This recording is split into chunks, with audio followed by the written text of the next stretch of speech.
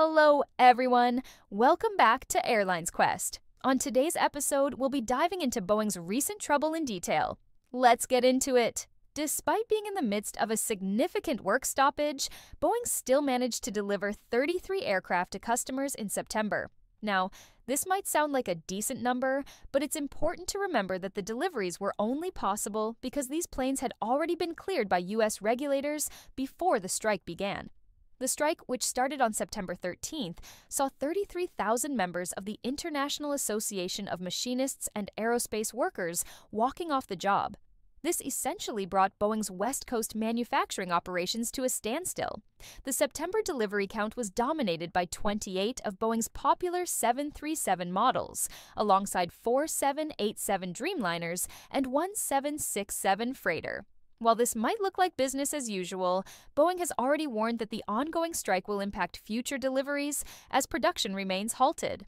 Boeing has assured customers that undelivered planes will be stored safely until operations resume, which will only happen after a new contract is ratified. The financial impact of the strike is becoming increasingly hard to ignore. Boeing's cash flow is under severe pressure, and S&P Global Ratings is now considering downgrading Boeing's credit to junk status. If this happens, it would be a major blow for the company, making it more expensive for Boeing to borrow money to cover day-to-day operations and debt repayments. S&P estimates that Boeing could burn through a staggering $10 billion in cash in 2024 due to the strike and other ongoing issues.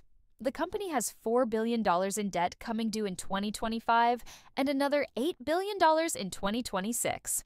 Moody's Ratings has also weighed in, stating that it's considering a similar downgrade to junk status. For those unfamiliar, a junk credit rating means Boeing would face significantly higher borrowing costs, putting even more strain on its financial situation. This is especially concerning given that Boeing has been posting annual losses since 2019, with the pandemic and the 737 MAX crashes further exacerbating its financial woes. Now, let's talk about the ongoing strike, which has been a huge factor in Boeing's current struggles. After nearly a month of work stoppage, negotiations between Boeing and the IAM collapsed for the third time. Both sides have been unable to come to an agreement over issues like wages and retirement benefits. The union originally pushed for a 40% wage increase and the reinstatement of a defined benefit pension plan, but Boeing's offer of a 30% wage hike fell short of expectations. The failure of these talks has extended the shutdown of Boeing's key commercial manufacturing base on the U.S. West Coast, and both sides are pointing fingers. Boeing has withdrawn its latest offer, stating that further talks don't make sense at this time, while the union has accused Boeing of refusing to negotiate in good faith. The strike, which is Boeing's first major work stoppage in 16 years, is costing the company an estimated $100 million a day in lost revenue. With cash reserves dwindling, Boeing is reportedly considering selling $10 billion in new stock to shore up its finances once the full financial damage from the strike is clear. The strike isn't just hurting Boeing financially, it's also jeopardizing the company's production goals. Before the strike, Boeing was targeting a production rate of 38 737 MAX jets per month by the end of this year. However, S&P now estimates that Boeing won't hit that target until at least mid-2025. This delay is particularly concerning, given that the 737 MAX is Boeing's primary cash generator.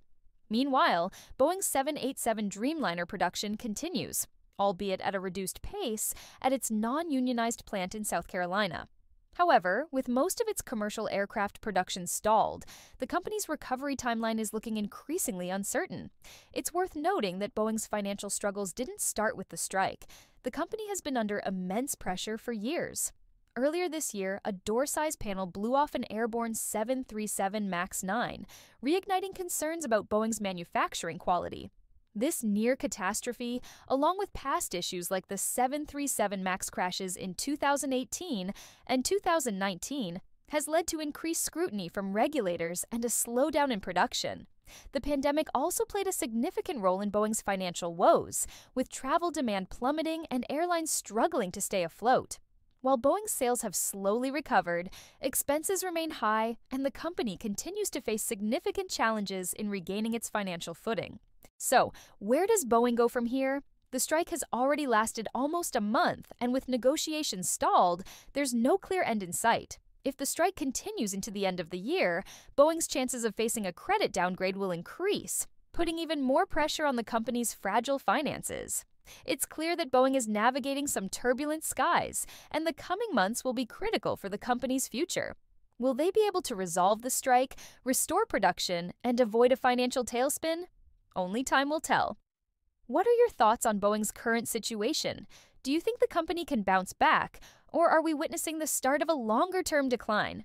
Let us know in the comments below. We'd love to hear your take on this. And as always, don't forget to like, subscribe, and hit that notification bell so you never miss an update from us. We've got more aviation news and analysis coming your way, so stay tuned for our next video.